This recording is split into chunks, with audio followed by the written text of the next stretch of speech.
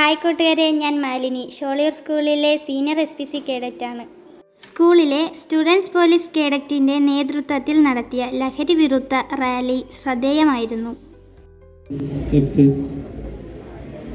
പ്രിയ ടീച്ചർമാരെ, SPC കുട്ടികളെ, ഇന്നത്തെ ദിനം എന്താണെന്നുള്ളത് നിങ്ങൾക്ക് എല്ലാവർക്കും മനസ്സിലായി കാണും.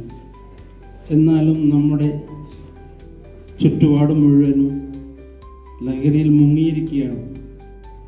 എവിടെ പോയാലും നമ്മൾ എങ്ങനെയായാലും നമ്മളൊരു ട്രാക്കിൽ വീണ് പൊങ്ങാൻ പറ്റാത്ത ഒരവസ്ഥയാണ് സമൂഹം ഇപ്പം മുന്നോട്ട് പോയിക്കൊണ്ടിരിക്കുന്നത്.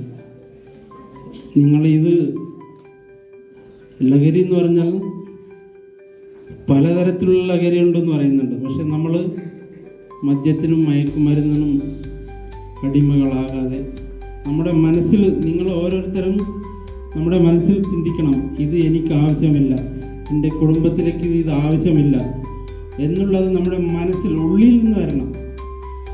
എന്നാൽ മാത്രമേ നമ്മൾ ഇതിലേക്ക് അടിമ ആകാതെ പോവുകയുള്ളൂ.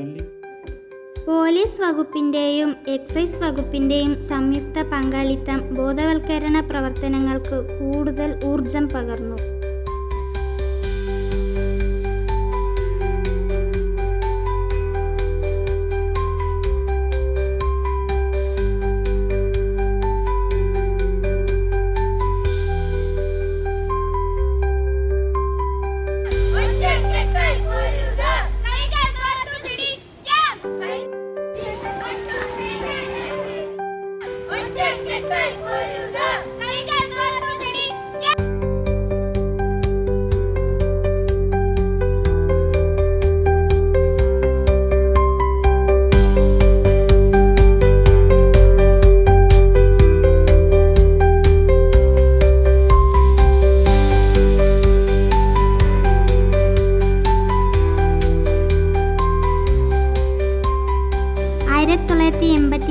ജൂൺ 26 ഐക്യരാഷ്ട്രസഭ ആദ്യമായി ഈ ദിനം ആചരിച്ചു.